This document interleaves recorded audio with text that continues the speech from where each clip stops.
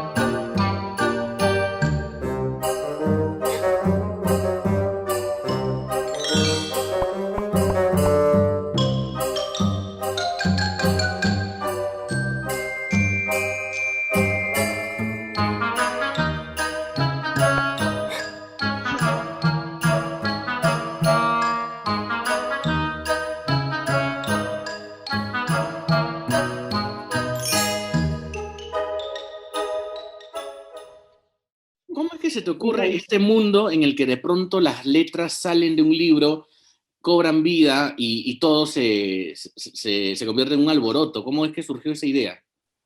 bueno, las fuentes de la inspiración yo creo que siempre son algo muy misterioso. Son pocas las personas que te pueden decir, oye, en este momento, como hace Rosa Montero, ¿no? En este momento pasé en tren por un pueblito, vi este pueblo, y ahí se me ocurrió. Y de esa novela, porque de las otras tampoco, ¿no? Dicen, tampoco sé de dónde salieron, pero son pocas las personas que te pueden decir eso. En este caso yo pienso que yo me pasé muchos años de mi vida enseñando lengua en la Universidad de Lima, bueno, también en la Academia Diplomática, en diferentes partes. Y tú sabes que una de los elementos más importantes del lenguaje, porque es un universal del lenguaje humano, es la doble articulación. Y la doble articulación quiere decir que con pocos sonidos, ¿no? Que son los fonemas, tú puedes formar una gran cantidad de palabras y con esa gran cantidad de palabras de elementos de primera articulación tú puedes formar una cantidad infinita de mensajes. Entonces, eso yo creo que para hacerlo entender a mis alumnos me costaba, porque es una cosa bien abstracta y complicada, ¿no? Entonces, yo he tenido ahí dando vueltas, y el cuento tiene que ver con eso. Sí, yo me he dado cuenta después, porque son las palabras que se revelan y empiezan a hablar con palabras que son solamente, que empiezan solamente con su propia letra. Entonces la R hace un montón de mensajes con R y la S con S y cosas así. Entonces yo digo, esa fue una de las fuentes de inspiración en este caso, yo creo que fue un poco inconsciente, pero después me he dado cuenta que a mí me encantaba ese tema. O sea, era como, como una conquista del ser humano, porque los animales, como tú sabes, también tienen lenguaje, pero ninguno tiene el lenguaje doblemente articulado, mientras que todas las lenguas humanas son doblemente articuladas. Entonces es un elemento muy humano y por eso me gustaba tanto. Y el otro elemento que me motivó, digamos que puede ser la inspiración de ese libro, es el personaje Jimena. El personaje Jimena es una niñita que le da flojera hacer las tareas, ¿no? Que no le gusta leer, que está así como que pensando, a ver a qué horas me distraigo mirando porque tenía una ventana supuestamente en este maravilloso lugar de Lima que está frente al mar y encima del acantilado tenía su ventana, la ventana de su cuarto, entonces se miraba, se ponía a mirar y se distraía y no hacía las tareas. Y claro, ese personaje que se llama Jimena, yo veo que ha sido inspirado por mi hija Jimena. Mi hija Jimena se distrae y podía ser que en la mesa de la cocina que se sentaba a hacer las tareas se podía pasar 3 horas o 4 horas en algo que podría haber hecho en 5 minutos, ¿no? Entonces, ese personaje que después se volvió respondón y ya tuvo otras características, porque a mi hija Jimena sí le gustaba leer, pero a este personaje no, pero ya que se volvió a tener un carácter conforme fui desarrollando la historia, yo creo que nació así, ¿no? Nació así pensando en esta niñita y en cómo las letras se van a molestar con ella, pues. Se van a molestar con ella porque las tiene archivadas, las tiene todos los libros, están cerrados, no los abren nunca, las letras están aburridísimas. Qué bonito. Tú, Sí. Charo, ¿estudiaste lingüística pensando en ser escritora? Mira, yo cuando estaba chiquita escribía. Mi mamá me compraba unas figuritas que venían no así cuadradas, sino que venían como con formita. Entonces había una niñita con una canasta o cosas así. Y entonces yo tenía mi cuaderno y las pegaba en la parte alta del cuaderno, las pegaba y escribía un relato. Y bueno, a estas alturas de mi vida me hubiera encantado ver eso, ¿no? Pero mi mamá era una de las fan del orden, entonces todo simplificaba y desaparecieron, ¿no? Y cuando yo me metí a estudiar, estudié literatura y lingüística estaban unidos, Ah, digamos, en la estaban Universidad juntos. Católica. Sí. Ujú. Entonces, pero yo llevé más cursos de literatura Ok. y yo escribía, hasta que estaba pues así jovencita, y escribía cosas, escribía poemas, escribía relatos. Y yo creo, no sé, después analizando con el tiempo, ¿no? Yo creo que con todos esos escritores tan famosos que veíamos y como que todo estaba orientado no a que tú crees nada, sino todo estaba orientado a que te vuelvas un analista, no a que seas un crítico literario, a que seas un profesor o cosas así. Entonces, yo pienso que eso me frenó y, y dejé de escribir por muchísimos años. Me dediqué mucho más a la docencia y ya en mi posgrado los hice más en lingüística general en Inglaterra, después en lingüística hispánica en México. Y me dediqué mucho más a la lingüística. Pero cuando nos fuimos a vivir a México, tal vez con la distancia, empecé de nuevo a resucitar la literatura. Y al regresar de estos 5 años vivimos allá, este, me encontré con un grupo de amigas que estaban tratando también de escribir, que te lea, que discutas textos de otras personas. Eso es importantísimo para el desarrollo de la creatividad literaria. De acuerdo. Y cuéntame, Yanchak también es una historia tal vez para adolescentes, ¿no?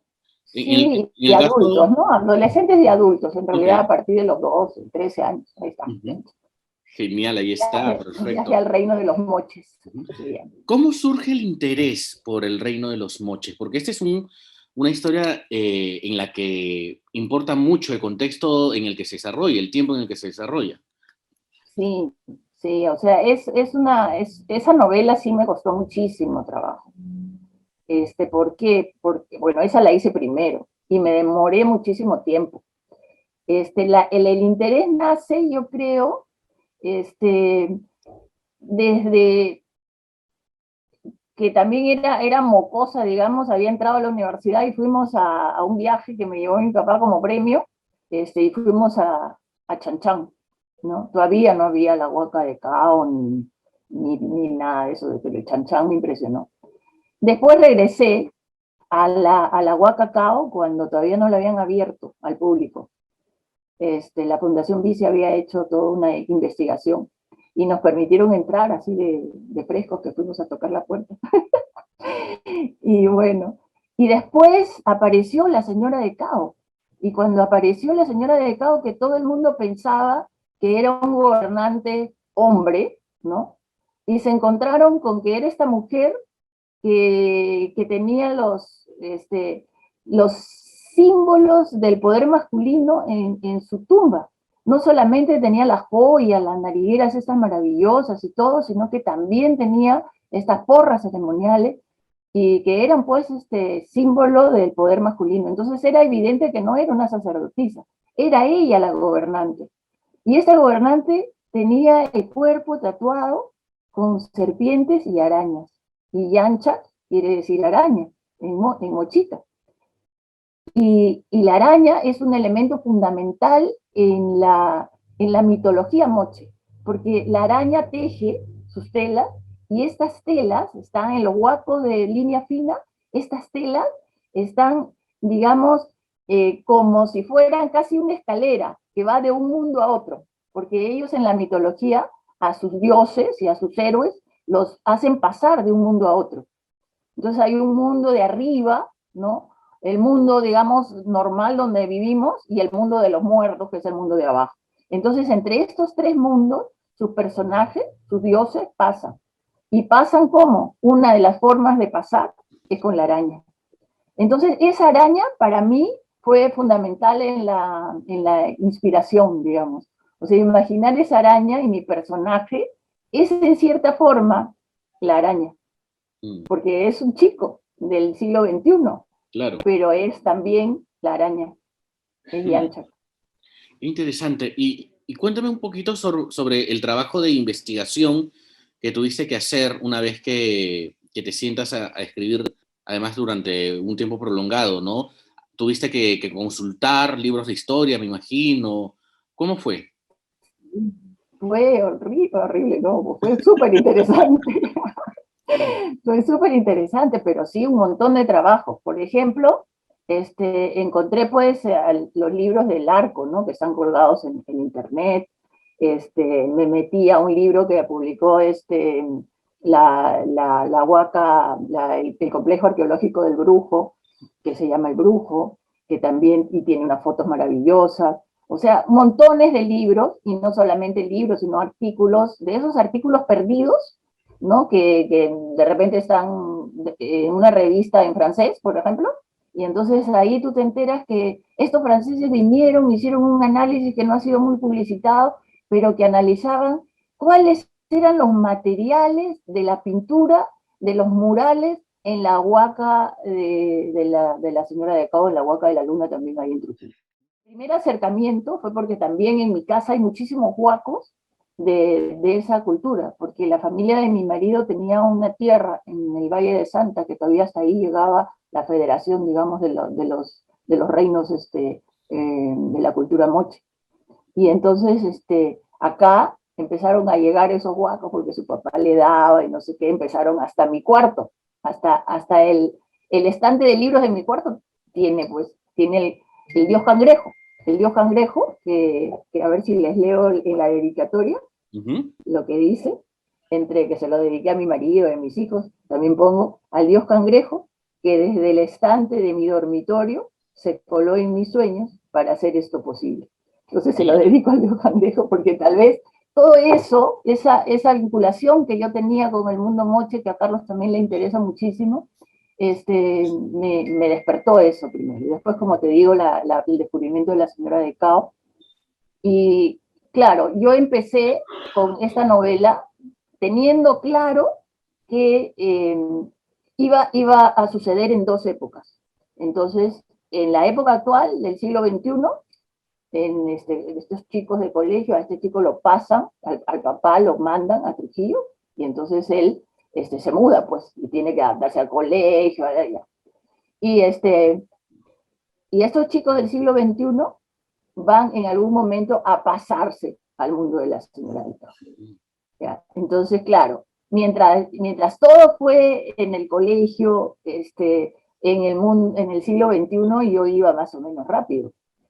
Pero mandar a mis personajes, que eran tres, ¿no? Este chico, limeño, digamos, ¿no? Que al papá lo mandan a trabajar a Trujillo, una chica trujillana, que la habían cambiado de colegio, y una chica gringa de Boston, que al papá lo habían mandado a un trabajo ahí en Trujillo.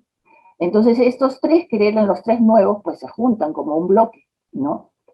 Y, y entonces estaban estos personajes que, como tú sabes, cuando uno crea algo de ficción, el personaje es tuyo al comienzo, pero luego empiezas a desarrollarlo y te das cuenta de que ese personaje ya no te pertenece totalmente, y hay cosas que tú quisieras hacer con él y el personaje se resiste, ya no le va para nada. Entonces se ponen respondones, como digo yo, no los personajes.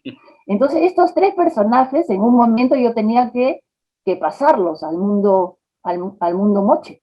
Ahí entré en pánico, pues, porque ¿Cómo era? O sea, tú puedes saber un montón de cosas, pero las cosas que sabes, como no hay una escritura de ningún tipo, ¿no? O sea, hay estos dibujos de línea fina que te dan, que te muestran una narrativa, pero te muestran una narrativa más de, de la mitología, de lo que ellos creían, pero no de cómo era su vida diaria. Entonces yo tenía que hacerlos a estos personajes vivir ahí en la vida diaria y cómo era, y qué Claro. comían, y cómo eran sus familias, y más o menos cómo eran las calles, o sea, Ujú. porque llegan pues a la zona esta de la Huaca, y entonces, ¿cómo eran las calles? Este, ¿Cómo preparaban la chicha? Yo quería que hubieran tejedores, porque además por la araña teje, y los tejedores tenían un rol también, ¿no es cierto?, haciendo las telas finas para estas presentaciones, en las que sí se sabe, los arqueólogos están seguros que sí lo hacían, los gobernantes participaban, actuando como los dioses, ¿no? Entonces, eso yo quería, pero ¿cómo era? Entonces ahí me tuve que meter pues a leer un montón, ¿no? Por ejemplo, un profesor generosísimo de la Universidad de Trujillo me dio unos documentos y en eso había pues todo un estudio sobre cómo era el telar, el Ah, genial. tejido, cómo lo hacían, quiénes eran los que más tejían, y entonces ya pues tuve que...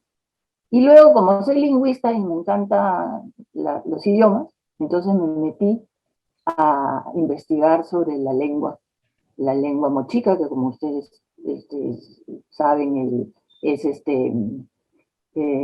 una lengua muerta, pues es decir, ¿qué es una lengua muerta? Es una lengua que ya no tiene hablantes nativos, ¿no es cierto? En los años 30 murieron los últimos hablantes nativos.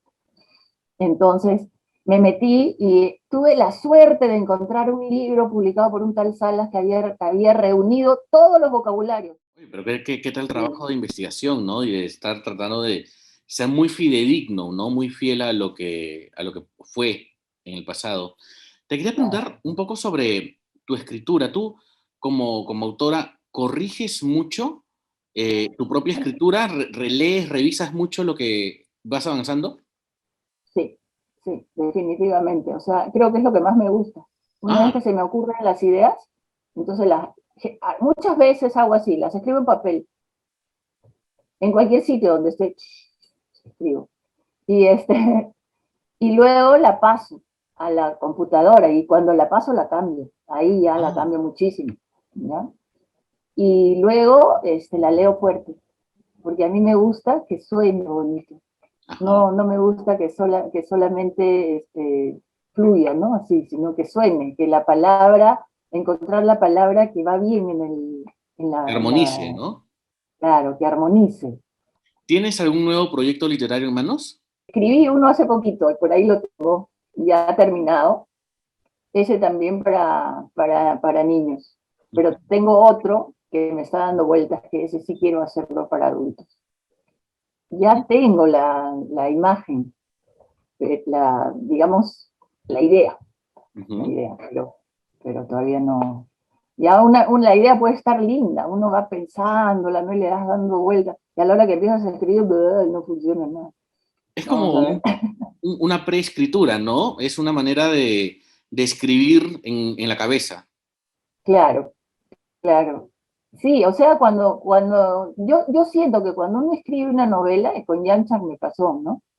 Es casi como vivir en un mundo paralelo, porque tú tienes a estos personajes y vas en la vida diaria y vas sacando cosas que te aparecen en la vida diaria y las metes en el personaje.